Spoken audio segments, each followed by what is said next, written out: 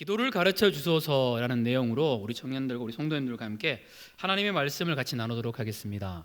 제자들은 예수님과 동행하면서 예수님의 모습을 자세히 들여다볼 수 있었고 살펴볼 수 있었습니다. 예수님이 가는 그곳에는 놀라운 일이 일어났습니다. 어둠이 걷혔고 놀라운 기적들이 실제로 현실에서 실제로 바라보는 그 도중에서도 일어났습니다. 병든 자가 실제로 치유되고 심지어 죽었던 자가 살아났습니다. 놀라운 기적들을 실제로 보고 실제로 경험했습니다. 또한 예수님은 인품에서 사랑이 넘치셨습니다. 누구나 다 사랑하셨고 심지어 한센병 환자, 누구도 가까이 하지 않으려고 했었던 한센병 환자조차도 예수님은 사랑하셨고 예수님은 품어주셨습니다. 이 예수님의 능력과 예수님의 인격은 어디서부터 비롯되었던 걸까? 이게 제자들의 고민이었습니다. 예수님은 어디서부터 이 능력을 받은 것일까? 예수님의 인품은, 예수님의 인격은 어디로부터 비롯된 것일까? 이것이 제자들의 고민이었습니다. 예수님의 모습을 살펴보면 예수님은 이렇습니다. 하나님의 아들인 그분도 새벽 일찍 일어나서 하나님께 나아가서 기도했었습니다. 또한 너무나 피곤한 도중에, 너무 고단한 도중에도 예수님을 보면 예수님은 늘 기도했었습니다. 사람들이 인기에 호소와 예수님을 찾을 때도 예수님은 그곳에 가는 것이 아니라 기도했었습니다. 제자들을 선정할 때도 하나님께 나와서 간절히 기도하고 난 다음에 제자들을 선정했고, 십자가에 못 박히기 전에서도 이미 기도로 돌파하면서 기도로 하나님 앞에 나아갔습니다. 제자들은 이런 생각을 합니다. 아, 그렇구나. 예수님의 능력의 근원, 예수님의 인격의 근원은 기도구나. 그래서 이 기도가 예수님을 그렇게 만들었다고 생각이 되니까, 예수님을 그렇게 하시게끔 하셨다고 생각이 되니까 제자들의 마음속에 이런 생각이 드는 겁니다. 기도를 배우고 싶다. 그래서 마태복음의 병행 구절인 누가복음에서는 이런 이야기를 합니다. 누가복음 11장 1절 말씀입니다. 같이 한번 읽어볼까요? 자, 시작.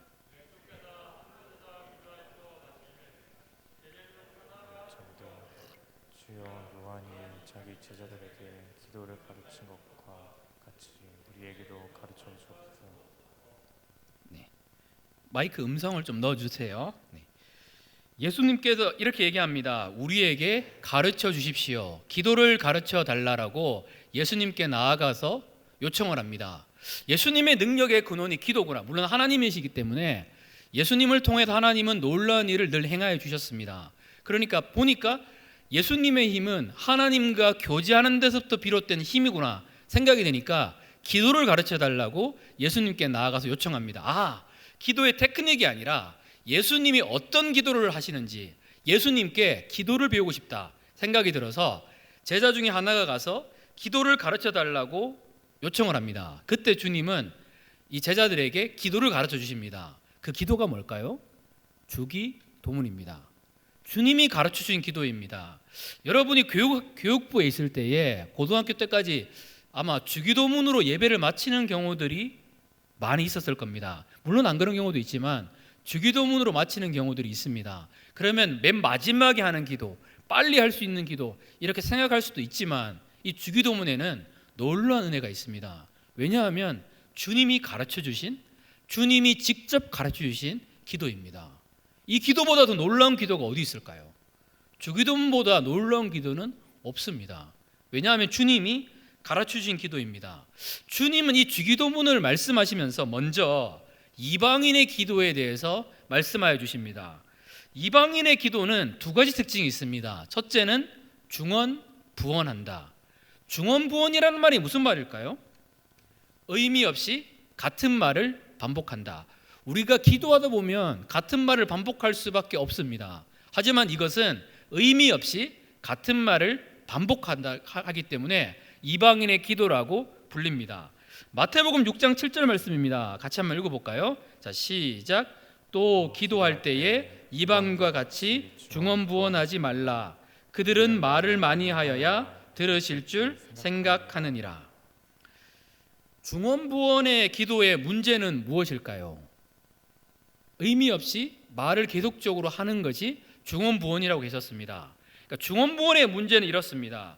내가 기도하는 내가 기도하는 존재인 기도하는 하나님을 내가 모른다. 그러니까 의미 없이 같은 말을 계속 반복하는 겁니다. 누군지 모르니까 많이 이야기해야지 들을 수 있잖아요. 그리고 또한 뭐가 필요할까요? 정성이 필요합니다. 그래서 정성과 마음과 모든 걸 바쳐가지고 신께 나아갑니다. 인격적인 관계가 없다라는 겁니다. 이게 이방인의 기도와 차이입니다. 이방인의 기도는 계속 정성입니다. 시간입니다. 정성입니다. 하나님께 나가는 기도는 그렇지 않습니다. 인격적인 관계를 기초한 기도입니다. 이걸 먼저 얘기하십니다. 둘째, 이방인의 기도는 자신의 뜻을 구하는 기도입니다. 마태복음 6장 8절 말씀입니다. 같이 읽겠습니다. 자, 시작. 그러므로 그들을 본받지 말라. 구하기 전에 너에게 있어야 할 것을 하나님 너희 아버지께서 아시느니라. 하나님은 분명하게 우리의 기도의 내용이 무엇인지를 아십니다. 그리고 가장 아름다운 방법으로 때로는 노할 때도 있고 기다리라고 할 때도 있고 예스라고 말할 때도 있고 다양한 방법으로 우리에게 응답을 주십니다. 이방인의 기도의 특징은 이런 겁니다. 아버지의 뜻이 중요한 것이 아니라 내가 원하는 소원이 중요합니다. 하나님이 그 길을 가지 말라 그래도 내가 원하는 소원을 이야기해서 주인의 생각, 하나님의 생각을 바꾸는 것이 이방인의 기도입니다. 어떻게든 신을 감동시켜가지고 내 뜻대로 해주세요. 이게 이방인의 기도라는 겁니다. 우리 그리스도인의 기도는 어떤 걸까요? 하나님의 뜻대로 해주세요. 내게 힘이 없습니다. 능력이 없습니다. 하나님, 그러니까 하나님의 뜻대로 해주세요. 이게 우리 기독교인의 기도입니다.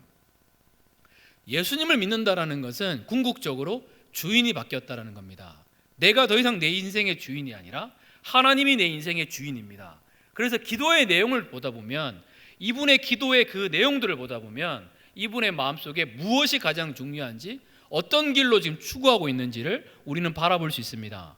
그래서 예수님은 먼저 주기도문을 이야기하면서 이방인처럼 기도하지 말라라고 얘기합니다. 의미 없이 인격적인 관계 없이 막 얘기하거나 그 다음에 정성을 다해서 그렇게 하는 기도하지 말라라고 이야기하시고 내 뜻대로 이대로 해주세요. 그러니까 하나님은 내 거 받으시고 이대로 해주세요. 이런 길로 가지 말라라고 먼저 말씀하십니다. 그리고 주기도문을 알려주십니다. 주기도문의 시작이 무엇일까요? 특별히 안 띄워도 여러분이 다 외우고 있어서 오늘 안 외우시는 분은 가족 모임 때 외우기로 했습니다. 아마 못 외우시면 집에 못 가실 수 있기 때문에 말씀을 들으시면서 이렇게 외우시면 좋겠습니다. 하늘에 계신 우리 아버지여. 하늘에 계신이라는 뜻이 무엇일까요? 한번 띄워주실까요? 하늘에 계신? 네. 하늘에 계신이라는 것은 그분의 거룩하심과 위대하심과 어미와 권세와 영광을 나타내는 말이 하늘에 계신이라는 뜻입니다. 하늘에 계신이라는 것은 하나님의 거룩하심을 나타낼 때에 그 다음에 그분의 어미와 권세와 영광을 나타낼 때에 하늘에 계신이라는 말을 표현합니다. 다른 말로 하면 이런 거죠. 세상을 만드신 분이 우리 하나님입니다. 가장 높으신 분이 우리 하나님입니다. 이 고백이 하늘에 계신이라는 뜻입니다.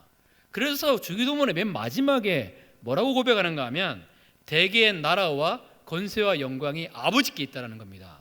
나라와 권세와 영광이 누구한테 있는가 하면 대개는 because를 얘기하거든요. 하나님께 있다라고 찬양합니다. 그리고 주기도문은 먼저 하나님을 이야기해요. 하늘에 계신 나를 만드신 분은 하나님이시다. 가장 높은 분은 우리 하나님이시다. 그걸 먼저 고백한다는 겁니다. 그리고 난 다음에 분명하게 이렇게 얘기합니다. 우리 아버지여. 하늘에 계신 우리 아버지여. 아버지라는 말은 깨어질 수 없는 관계입니다. 신뢰를 기초로 하나님께 기도하라는 겁니다. 하나님 이거 들어주실 거야? 안 들어주실 거야? 이런 기도가 아니라 하나님은 온 우주를 창조하신 하나님은 우리 아버지시기 때문에 하나님께 나갈 때에 우리 아버지는 들어주신다라는 확신을 가지고 인격적인 관계를 가지고 기도하라고 말하고 있습니다. 자녀가 아빠한테 이런 얘기 안 하거든요. 아빠 오늘 밥 먹을 수 있어? 이런 얘기 안 합니다. 아빠는 학교 들어가면 교복 사주실 거예요? 이런 고민 자체를 안 하거든요.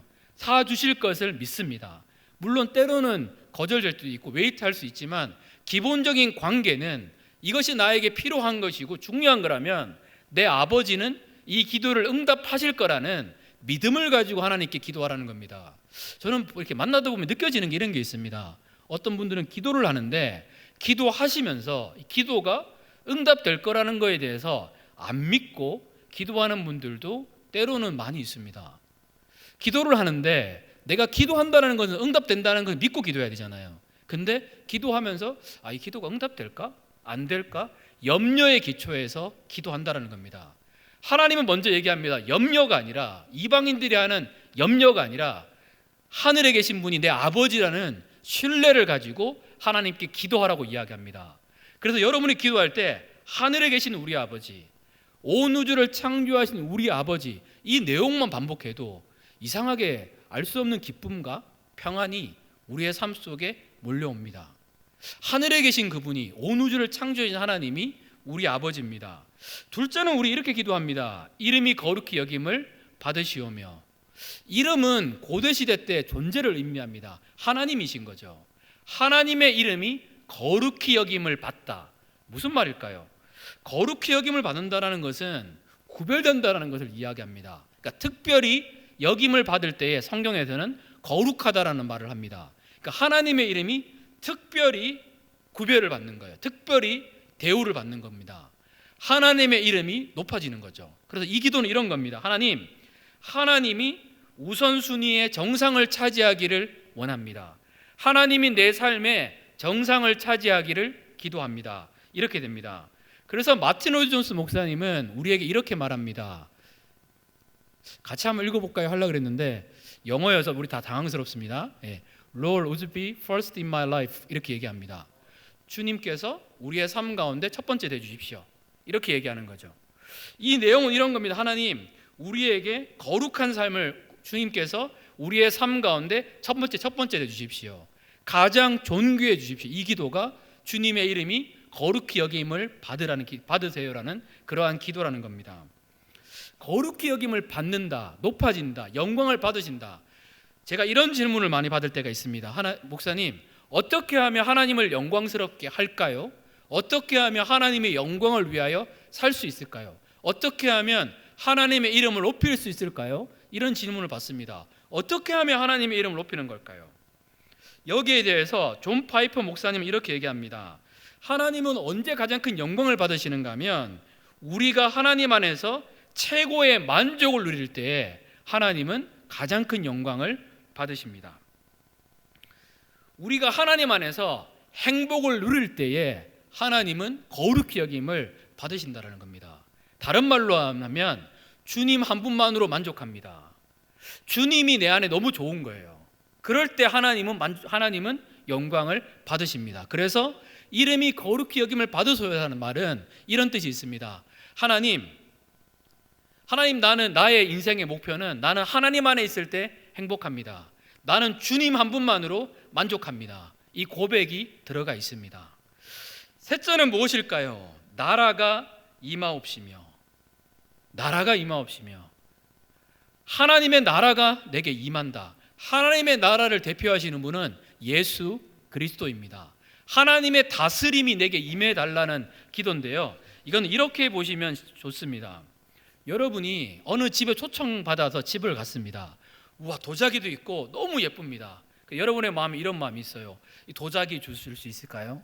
아니면 이 그릇 주실 수 있을까요? 선인장 주실 수 있을까요? 이런 마음이 있는데 주인이 이렇게 얘기하는 거예요. 나 너한테 이 집 주려고 했는데. 이런 것과 똑같은 거예요. 하나님의 나라를 구하라는 것은 우리 삶 속에서 하나님 이 학교 열어주세요. 하나님 이거 해결해 주세요. 이거보다 모든 것을 다 포함하고 있다는 겁니다. 우리 안에 예수 그리스도를 가졌다면 우리는 모든 것을 가진 사람입니다. 하나님의 나라가 내 안에 풍성하게 임한다면 예수님의 질서가, 예수님이 내 안에 소중히 여김을 받으시고 예수님이 임하신다라면 우리의 삶 가운데 질서가 일어납니다. 그리고 깨진 관계가 갑자기 회복이 되고 용서하고 그 아팠던 기억이 치유가 됩니다. 우리 안에 예수로 채워지게 되면 그 다음 문제는 해결됩니다. 관계를 해결하려고 하면 해결이 안 되는데 내 안에 예수로 채워지게 되면 하나님의 나라를 구해서 내 안에 예수님의 나라가 임하면 내 안에 평강이 임합니다. 그러면 용서와 은혜가 임한다라는 겁니다. 그래서 예수님께서는 우리에게 다른 거 구하지 말고 이것저것보다 하나님의 나라를 구하라고 말씀하고 있습니다. 하나님 나에게 예수님을 주십시오. 하나님 내가 진짜 구하는 것은 이것저것도 아니라 하나님입니다. 우리는 전부 다 행복하고 싶지 않나요? 진짜 행복은 어디서부터 오는가? 그것이 예수님이라는 겁니다. 예수님을 만날 때에 정말로 행복한 거지 다른 길이 아닙니다. 저는 목사로 이렇게 살다 보면 정말로 이렇게 부유한 성도님을 만날 때가 있습니다. 제가 신방 때도 몇 분한테 얘기하지만 재산이 정말로 많으신 분. 근데 또 깊게 얘기하다 보면 어떻게 하루하루를 살아갈까? 정말로 기적 같은 생각밖에 안 들어요. 그러니까 우리 같은 고민은 안 해요. 어떻게 보면 이거 기름값이 너무 많이 올랐네. 이거 보일러를 틀까? 에어컨을 틀까? 이런 고민은 안 해요. 하지만 그 외에 그 인생의 고난과 아픔은 여전하게 모든 사람에게 존재합니다. 타락한 세상이기 때문입니다. 그래서 어떤 분이 이렇게 얘기합니다. 나는 이것만 있으면 행복하겠다. 이 정도 학교를 가면 행복하겠다. 이런 사람을 만나면 이것만 되면 행복하다 했는데 그걸 가진 사람들도 여전히 행복을 누리지 못합니다. 행복은 어디서부터 온다라고 말하고 있는 걸까요? 예수님이요. 예수님을 누릴 때에 행복이 옵니다. 그래서 하나님의 나라, 예수님을 구하라고 말씀하고 있습니다. 그리고 이렇게 기도합니다. 뜻이 하늘에서 이루어진 것처럼 땅에서도 이루어지이다. 여기서 말하는 하나님의 뜻은 무엇일까요? 이 학교 가게 해주세요. 이 남편 만나게 해주세요. 이 안에 이게 아니라 여기서 하나님의 뜻은 이런 뜻입니다. 하나님의 샬롬이 이 땅 가운데 이루어지는 것입니다. 우리 옆에 있는 분한테 딱 쳐다보고 샬롬 이렇게 두 번 한번 얘기해 주세요. 왼쪽 오른쪽 한번 얘기해 주세요. 샬롬. 자, 성경에서 말하는 샬롬은 이런 겁니다. 목마름과 부족함과 두려움과 불안감으로 불안정한 삶을 사는 것이 아니라 요동하지 않는 삶이 내게 구축되어 있는 거, 이거를 샬롬이라고 이야기합니다. 주변의 외부적인 환경과 반응들이 나를 흔들 수 없는 거, 이걸 샬롬으로 얘기합니다. 내 마음이 흔들리지 아니하면 우리는 하나님의 나라를 누릴 수 있습니다. 그래서 하나님은 먼저 얘기하는 게 내 마음을 지키는 거거든요. 하나님의 샬롬이 나를 덮게 되면, 하나님의 평안이 나를 덮게 되면 내 안에 샬롬과 천국을 누리는데 누구한테 함부로 할 수 있을까요? 그렇게 안 됩니다. 그 관계가 열어지는 겁니다. 그래서 먼저 하나님의 샬롬을 누리라고, 이것을 구하라고 우리에게 말해주고 있습니다. 온 인류가, 하나님이 원하시는 것은 온 인류가 하나님의 축복을 받는 겁니다. 이거를 구하라고 이야기합니다. 하나님은 우리가 축복받기를 원하십니다. 하나님의 샬롬이 우리를 덮고 우리를 흘러서 이 샬롬이 어떻게 돼야 될까요? 이 샬롬이 주변 사람에게 증거되는 겁니다. 전파되는 겁니다. 그럼 내가 먼저 샬롬을 누려야 되거든요. 그래서 이것을 먼저 구하라라고 말합니다. 그런데 죄악으로 타락한 세상 가운데 하나님의 뜻이 이 땅 가운데 그대로 이루어질까요? 안 이루어집니다. 온 이 지구에는 60억 인구가 충분히 먹고 살 수 있는 식량이 충분합니다.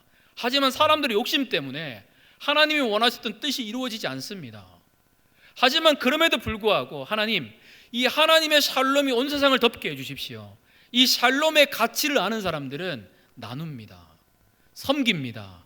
잃어버린 영혼을 향하여 구원의 메시지를 증거합니다. 용서가 없는 지역 가운데 사랑을 증거합니다. 이것을 구하라라고 주님은 말씀하고 있습니다. 샬롬이 깨진 세상, 하나님의 다스림이 없는 것 같은 세상 가운데 하나님의 나라를, 하나님의 뜻을 이루어 가라라고 주님 말씀하고 있습니다. 그 샬롬이 임하면 치료가 일어납니다. 하나님의 샬롬이 임하면 화해가 일어납니다. 샬롬이 임하면 건강이 임합니다. 샬롬이 임하면 구원이 일어납니다. 그 하나님의 샬롬이 우리 청년들의 가정에, 우리 성도님들의 가정에 모든 삶 가운데 가득하시기를 축복합니다. 그 다음에 무엇일까요? 이것을 먼저 기도하고 난 다음에 하나님은 이렇게 얘기합니다. 오늘날 우리에게 일용할 양식을 주시옵고, 일용할 영어로 daily라고 이야기합니다. 그리고 bread라고 표현하거든요. 빵을 이야기합니다. 왜냐하면 중동의 아침은 빵으로 시작합니다. 중동 가보신 분들은 아는데 그게 빵입니다.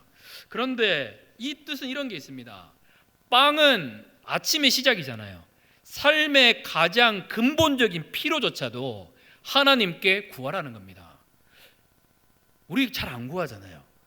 내가 지금 살아가고 있는 것이 하나님의 은혜라는 거죠. 내가 월급 받아서 아침 먹는데, 이게 아니라 하나님이 주셔서 내가 이 하루하루를 살아갈 수 있습니다. 그러니까 하나님, 내게 이 빵을 주십시오라고 기도한다라는 겁니다. 이 말은 나는 주님의 채우심이 없이는 하루도 살아갈 수 없습니다라는 고백입니다. 우리는 11조를 합니다. 11조 왜 할까요? 11조라는 뜻은 이런 게 있습니다. 하나님, 내가 이 재정을 번 것이 아니라 이 재정을 주신 분은 하나님입니다. 나는 하나님의 도움으로 이 땅을 살아갑니다. 이것이 11조에 대한 의미입니다. 그런데 아까 얘기했었습니다. 데일리, 일용할인데 이게 헬라어로 가면 뜻이 좀 달라져요. 에피오시어스라는 뜻인데 이게 무슨 뜻이 되는가 하면 에브리데이가 됩니다. 그러니까 일용할 양식, 정말로 어렵고 힘든 가운데서도 하나님께 일용할 양식을 구했는데 하루하루 살아갈 힘을 얻다 보니까 이게 어떻게 되는가 하면 에브리데이가 됩니다. 내 모든 순간 가운데 하나님의 힘으로 살아가는구나. 그리고 이 단어의 종착지는 이겁니다. forever. 내가 살아가는 모든 것은 영원한 하나님의 은혜였구나. 하루하루를 신뢰하며 살았는데 결과는 영원히 하나님이 부으신 은혜를 경험하고 살아가고 있습니다. 그 십자가라는, 유튜브에 치면 중국의 십자가라는 영상이 있습니다. 거기 보면 이런 내용이 있습니다. 한 이제 자매님이신데 남편분이 이제 목사님이시고 잡혀갔습니다. 정말로 힘들고 어려워서 하루하루 먹을 돈도 없고 이러는데 하나님, 데일리 브레드 주십시오, 일용할 양식 주십시오 하는데 계속 기도하고 있는데 누군지 한 번도 본지 못한 사람이 갑자기 이렇게 문을 두드리는 겁니다. 누구세요? 그러니까 이분이 이렇게 얘기합니다. 내가 누군지 묻지 마세요 하고 봉투를 하나 주고 갔는데 10년을 먹을 수 있는 그 양이었습니다. 선교지에 가다 보면 그러한 수많은 간증들이 있습니다. 이 땅에도 마찬가지입니다. 하나님께서는 내가 하루하루 살아갈 힘을 달라고, 살아갈 수 있는 빵을 달라고 기도하라라고 말씀하고 있습니다. 하루하루 살아갈 빵을 달라고 기도하는 사람들은 에브리데이를 경험하고 forever를 경험합니다. 주님이 내 안에 채우심을 아는 거거든요. 내가 하루하루 살아가는 것도 주님이시니까 그러면 매일매일 살아가는 것도 주님입니다. 영원히 살아가는 힘도 주님입니다. 그러면 어떻게 될까요? 내 마음을 지킬 수 있습니다. 그리고 여기서 이런 내용이 있습니다. 우리에게 주시옵고, 일용할 양식을 저에게 주세요가 아니라 우리에게 주시옵시고 얘기합니다. 이 뜻은 이것이 있습니다. 이 당시에는 개인의 삶보다 공동체가 먼저입니다. 그러니까 모두와 나누어 먹을 떡을 아버지의 자녀가 된 우리에게 맡겨주세요. 그래서 어떻게 한다라는 걸까요? 나눈다라는 거죠. 이게 주기도문입니다. 하나님, 나에게 대표로 사람들이 다 먹을 수 있는 빵 주세요. 그러면 저 어떻게 할까요? 나누겠습니다. 이게 주기도문의 뜻이거든요. 근데 신앙을 내가 가졌는데 나누는 것이 너무 인색하다. 그러면 내 신앙의 본질을 돌아봐야 합니다. 복음은 그렇게 될 수가 없습니다. 하나님, 우리에게 일용할 양식을 우리에게 주십시오. 나에게 대표로 주십시오. 그럼 내가 이걸 가지고 나누겠습니다. 하나님이 왜 우리에게 재정을 주셨을까요? 하나님이 왜 우리에게 건강을 주시고 하나님이 우리에게 왜 이 시간을 주셨을까요? 이 시간을 통해서 잃어버린 영혼에 대해서, 아픈 영혼에 대해서 기도하고 또 그분들에게 나누기를 원하시는 하나님의 마음이 있습니다. 근데 재밌는 원칙이 있어요. 누가복음 6장 38절 말씀입니다. 같이 읽겠습니다. 시작. 주라, 그리하면 너희에게 줄 것이니 곧 후히 되어 누르고 흔들어 넘치도록 하여 너희에게 안겨주리라. 아멘. 이게 믿기시나요? 정말로 신기하지 않나요? 정말로 신기한 것은 나눠주는 사람이 부하게 돼요. 나눠주는 사람이 더 행복을 누리고 나눠주는 거에 대해서 하나님이 반드시 갚아주세요. 근데 이게 그냥 성경에서는 그냥 갚아주는 게 아니라 30배, 60배, 100배 이렇게 표현합니다. 실제로 오늘 만 원 헌금했는데 왜 30만 안 주시지? 이러면 이상하게 되는 거고요. 이건 본질을 모르는 거고, 하나님이 이상하게 드린 거에 대해서는 놀랍게 갚아주십니다. 찰스 스펄전이라는 목사님이 있었습니다. 프로젝트를 하나 기획했어요. 그리고 기도합니다. 하나님, 이 프로젝트를 이룰 수 있도록 도와주십시오 기도했는데 많이 모아가지고 드디어 이걸 할 수 있게 만들었어요. 우와, 주님 감사합니다 하고 기도하는데 하나님 이런 마음을 주세요. 그 돈 가지고 조지 뮬러에게 가서 고아원 사역하고 있는 조지 뮬러에게 그 돈을 다 주어라. 하나님, 지금까지 이거 모았는데 이걸 하다가 순종하고 싶은 마음이 먼저여서 조지 뮬러를 찾아가니까 조지 뮬러가 기도하고 있어요.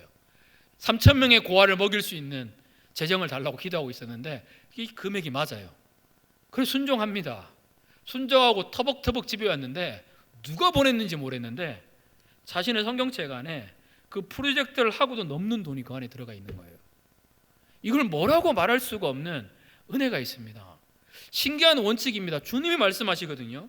주라 그리하면 너희에게 줄 것이니 주는 사람에게 하나님은 더 갚아 주십니다. 이게 성경의 원칙이거든요. 우리가 말씀을 믿으면 줄 수밖에 없습니다. 때로는 손해보고 때로는 그래도 하나님은 그걸 통해서도 놀랍게 역사하여 주십니다. 제가 예전에 한번 그 얘기했는데 중국에 있을 때에 집이 없어서 힘든 청년이 있어서 집에 데리고 와 씻기고 3달 동안 같이 살았어요. 결과는 3달 뒤에 제 돈 다 들고 도망갔어요. 이런 일이 세상을 살다 보면 있습니다. 근데 재밌는 것은 무엇인가 하면 어떻게 알았는지 그 부모님은 연락이 오셔가지고 내 아들이 또 도둑질했네요. 그 돈 다 돌려드리겠다고 돌려주셨어요. 그리고 그것뿐만 아니라 그분을 통해서가 아니라 하나님은 놀랍게 그것과 비교할 수 없는 것들을 정말로 많이 채워주셨거든요. 십자가만 생각하면 눈물이 났어요. 감동이 되고 그 행복의 기쁨은 뭐라고 말할 수가 없습니다. 오늘날 우리에게 일용할 양식을 주십시오. 그러면 주님 내가 나누겠습니다. 주님 일용할 양식을 주시면 이거 가지고 나만 배불리 먹는 것이 아니라 주님 나누겠습니다. 이게 주기도문의 기도입니다. 그리고 어떤 기도일까요? 우리가 우리에게 죄 지은 자를 사하여 준 것 같이 우리의 죄를 사하여 주옵시고, 우리의 죄를 사하여 주옵시고를 잘못 해석하면 내가 누군가의 죄를 용서하지 않으면 하나님이 용서하지 않는다는 것이 아니라 이런 뜻입니다. 하나님 우리 죄를 용서해 주옵소서. 그와 동시에 우리도 우리에게 빚진 자를 용서하겠습니다. 이 주기도문 짧잖아요. 그런데 주님이 여기에서 무엇을 강조하고 있는가 하면 용서라는 겁니다. 주기도문은 우리가 행복하게 살 수 있는 길이 다 들어 있습니다. 그런데 주님은 여기에서 이렇게 얘기합니다. 진짜 행복함의 길은 용서함을 받은 사람의 길이라는 거거든요. 그리고 용서하는 길이라고 말씀하고 있습니다. 시편 32편 1절 말씀입니다. 우리 같이 한번 읽어볼까요? 자, 시작. 허물의 사함을 받고 자신의 죄가 가려진 자는 복이 있도다. 허물의 사함을 받고 자신의 죄가 가려진 자는 행복하도다라는 뜻입니다. 죄의 사함을 받지 않으면 내 안에 결단코 행복을 누릴 수가 없습니다. 이 죄의 무게는 엄청나거든요. 이거를 기억하라는 겁니다. 내가 어떠한 용서를 받았는지를 날마다 기억하라는 거거든요. 주님은 그래야지 세상을 살아갈 수가 있습니다. 우리 옆에 있는 분한테 딱 쳐다보시고 하면 이렇게 얘기할까요? 나는 당신을 사랑합니다. 이렇게 한번 얘기해 주세요. 나는 당신을 사랑합니다.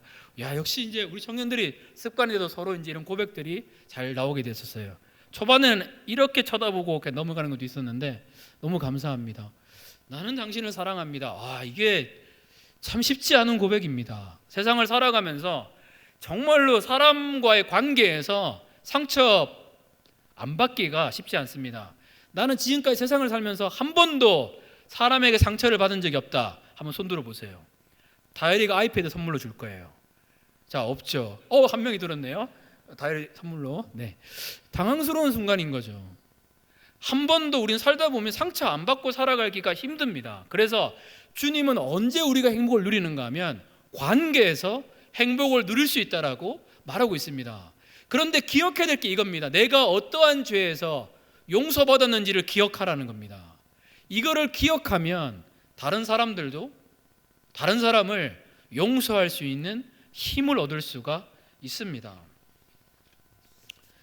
복수를 하려거든 무덤을 2개 파라는 말이 있습니다. 누군가를 용서하지 못하고 복수심을 품고 있다면 복수에 성공해서 그 원수도 멸망할 수 있겠지만 그 복수심을 품은 내 속도 썩어진다라는 거거든요. 이게 정말로 아픈 이야기고 힘든 이야기입니다. 은혜가 임할 때에 우리는 용서할 수 있습니다. 그래서 이거를 구하라는 겁니다. 하나님, 내가 어떠한 용서를 받았는지 깨닫게 해주십시오. 그래서 나도 이 용서의 힘으로 누군가를 용서하겠습니다. 이거는 정말로 매일매일 해야 될 기도입니다. 그래서 다니엘 김 선교사님이라는 분은 이런 기도를 날마다 한다고 합니다. 주님의 은혜를 내 심령 가까운 곳에 두사 내가 남의 허물을 덮도록 도와주세요. 우리 같은 사람이 어떻게 다른 사람의 허물을 덮을 수 있을까요? 못 덮어요. 덮을 수 있는 길은 하나님이 도와주셔야지 덮을 수 있습니다. 그래서 이거 기도하라라고 주님 말씀하고 있습니다. 하나님, 내가 용서받았으면 누리게 해주십시오. 그래서 나도 용서할 수 있게 해주십시오. I'm forgiven. 우리는 예수님의 피로 용서받았습니다. 이 깊이를 누릴 때에 평안을 누리고 기쁨을 누리고 마음을 지킬 수가 있습니다. 이 용서의 은혜를 누리시는 우리 성도님들, 우리 청년들이 되시기를 축복합니다. 그리고 마지막 기도인데 이렇게 기도합니다. 시험에 들게 하지 마옵시고 다만 악에서 구하옵소서. 시험이라는 것은 헬라어로 페이라스몬인데 템테이션, 유혹이라는 뜻으로 쓰여집니다. 시험에 들지 않게 기도하라라고 주님 말씀하십니다. 나는 시험에 안 들어. 아니라는 겁니다. 타락한 세상에 우리는 언제 시험에 들지를 모릅니다. 그런데 주님이 이런 이야기를 하십니다. 우리 가끔 있다 보면 하나님이 나를 시험하셨어요 이렇게 말하시는 분이 있습니다. 그렇게 하지 말라라고 먼저 말씀하십니다. 야고보서 1장 13절 말씀입니다. 같이 한번 읽어볼까요? 자, 시작. 사람이 시험을 받을 때 내가 하나님께 시험을 받는다 하지 말지니 하나님은 악에게 시험을 받지도 아니하시고 친히 아무도 시험하지 아니하시느니라. 네, 하나님께 시험을 받는다라고 말하지 말라라고 이야기합니다. 하나님은 내 편인데 하나님이 나를 시험하신다는 순간 우리의 마음 지키기가 쉽지 않습니다. 실제로 하나님 시험하지 않으십니다. 테스트라 그래서 내 신앙을 지킬 수 있도록 증명하기 위한 어떤 과정이 있을지 모르겠지만 하나님은 우리를 시험하지 않습니다. 그래서 이거를 기도하라라고 말하고 있습니다.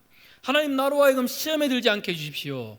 하나님, 내가 오늘을 살아가면서 시험에 들지 않도록 도와달라라고 계속적으로 우리는 기도해야 합니다.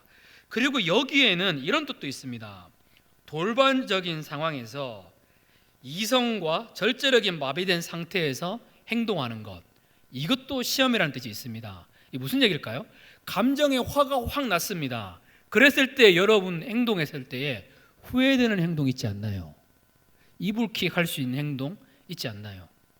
그런 행동하지 않도록 내가 감정이 막 업돼서 지금 너무 화가 나고 막 분노가 일어났을 때 내 말에서 따뜻한 말이 나올 수가 없습니다. 그런데 그 말이 그때 했던 행동이 내 삶에 여전히 상처가 될 때가 많이 있습니다. 그래서 감정적으로 욱할 때 행동하지 말라라고 주님은 우리에게 말씀하고 있습니다. 내가 감정이 누군가에게 너무 힘들고 어려울 때 누군가와 이야기하려고 그러면 내 의도와 다르게 관계가 더 안 좋아집니다. 그렇게 하지 말라라는 겁니다. 시험에 들지 않게 하나님께 먼저 기도하라는 거죠. 내 마음을 지켜달라고 기도하라라고 말씀하십니다. 그리고 그 다음 말씀이 재밌는데 악에서 구하옵소서. 여기서 악은 뭘까요? 영어로 evil one으로 되어 있습니다. 사탄인 거죠. 시험에 저 사람 때문에 시험에 들었는데 하나님은 뭐라고 얘기하는가 하면 악에서 사탄에게서 구하라라고 기도하라라고 말씀하고 있습니다. 이게 무슨 얘기일까요? 요한복음 10장 10절 말씀은 우리에게 이렇게 말합니다. 같이 읽겠습니다. 자, 시작. 도둑이 오는 것은 도둑질하고 죽이고 멸망시키려는 것뿐이요 내가 온 것은 양으로 생명을 얻게 하고 더 풍성히 얻게 하려는 것이라. 도둑은 사탄인데 사탄은 우리를 죽이고 멸망시키려고 합니다. 이 말은 이겁니다. 우리의 진짜의 적은, 우리의 에너미는 누구밖에 없을까요? 사탄이에요. 그런데 우리는 엉뚱하게 사람과 싸웁니다. 그럼 사탄이 좋아하는 거죠. 어떻게든 분쟁시킨 게 사탄인데 적과 싸워야 되는데 사람과 싸우다가 모든 에너지를 낭비케 하는 게 사탄의 전략입니다.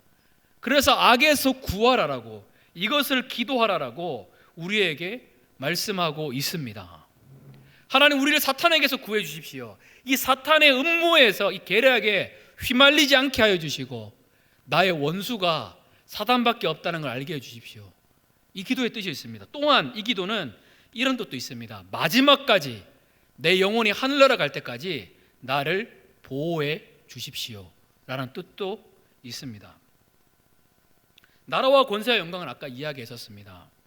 이 주기도문을 계속 읽다 보면 아까 이야기했던 것처럼 우리가 행복하는 길들이 주기도문에 나타나 있고, 또한 내 마음을 지킬 수 있는 길들이 주기도문에 나타나 있습니다.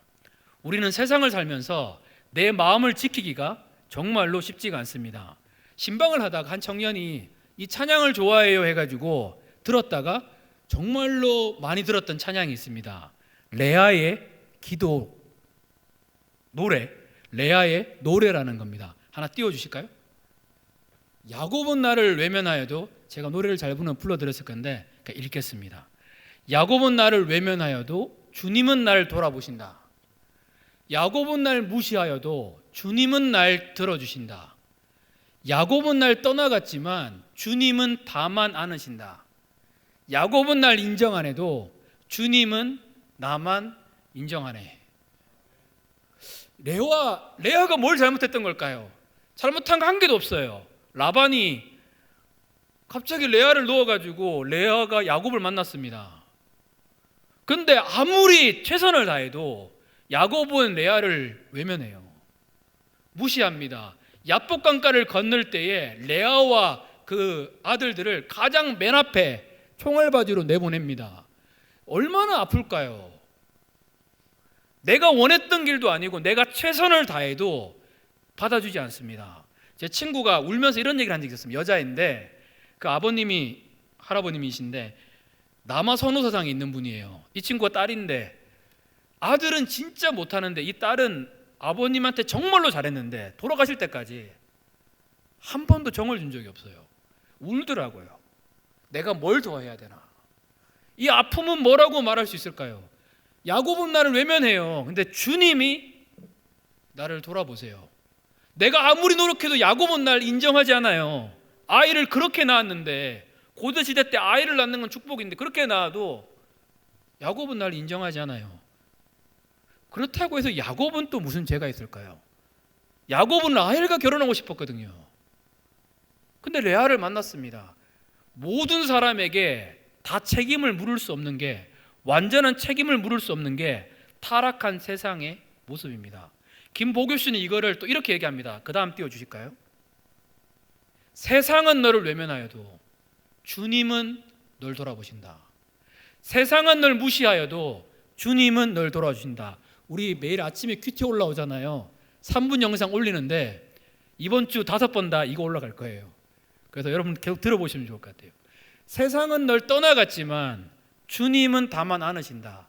세상은 널 인정 안 해도 주님은, 주님이 있거든요. 성경에 보면 이렇게 나옵니다. 하나님께서 레아를 돌보셨더라. 하나님께서 레아를 들으셨더라. 이게 우리 안에 소망이라는 겁니다. 세상은 늘 그럴 거예요. 근데 주기도문을 통해서 하나님께 마음을 쏟기 시작하면 우리의 삶은 달라집니다. 마지막 이런 내용입니다. 그 다음 띄워줄까요? Shout of the 유다, 내게 행복을 주시는 분께. 그런데 누구에게서 예수님이 오셨나요? 레아의 아들인 유다의 자손에서 예수 그리스도가 오셨습니다. 그 예수 그리스도 이 땅에 오셔서 어떻게 하셨나요? 레아처럼 외면당하고 아무리 치료하고 회복해도 십자가에 못 박아 죽이고 그 삶을 살았습니다. Shout of the 유다, 나를 사랑하는 분. 우리의 시야는 어디에 있는 걸까요? 하나님이요. 사실 주기도문은 우리에게 우리의 마음을 지킬 수 있는 길을 말씀하고 있습니다. 하늘에 계신 온 우주를 창조하신 아버지께 마음을 쏟아라. 그 아버지를 불러라. 다른 사람에게 가지 말고 하나님께 와라. 내 자녀들아, 나한테 와라. 이름이 거룩히 여김을 받으시고 내가 존경을 받는 그곳 가운데 하나님은 높아지고 네 마음을 지킬 수가 있다. 너의 삶 가운데 하나님이 첫 번째가 돼야지만 다른 사람의 말에 휘둘리지 않을 수 있고 네 마음 지킬 수 있다. 너한테 다른 사람이 너무 소중하니까, 그 사람 말이 너무 영향력이 있으니까 네가 다치는 거니까. 하나님의 나라가 임하여 주십시오.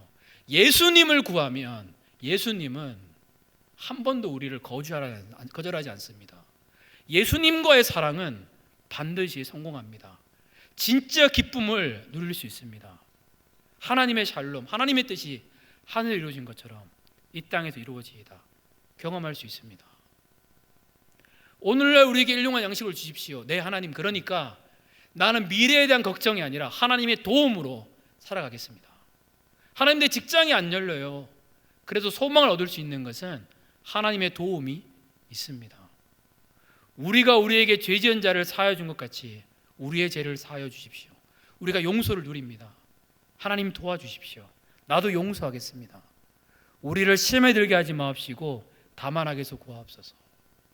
아버지께 모든 나라와 권세 영광이 있습니다.